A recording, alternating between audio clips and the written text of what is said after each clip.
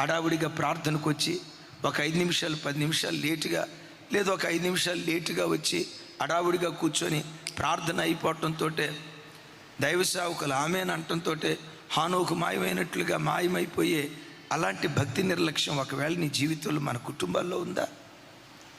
ఆ వృద్ధ దంపతులను చూడండి, అర్ధగంట ముందు వచ్చి ఆరాధన ఆశీర్వాదకరంగా జరిగేటట్లుగా ప్రార్థన చేసేవాళ్ళట. బాధాకరమైన సంగతి ఏంటో తెలుసా?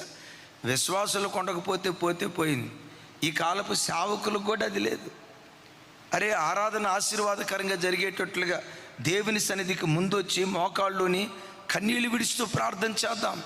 ఆరాధనలో ఆయన మహిమను కన్నులారా అనుభవించేటట్లుగా, దేవుని చేతి స్పర్శ ప్రజలు పొందుకునేటట్లుగా ఆరాధన చేద్దాం, ప్రార్థన చేద్దాం అన్న ప్రత్యక్షత సేవకురాలకు లేదు ఈ కాలంలో, సేవకులకు లేదు ఈ కాలంలో. ఆరాధన యాంత్రికంగా అయిపోతున్న దినాలు. అలా సేవ చేసే సేవకులు ప్రాకారాలు కాదు, విన్నారా? అలాంటి ఆత్మీయ స్థితి కలిగిన వాళ్ళు కాపరులకు ప్రాకారం వంటి వాళ్ళు కాదు.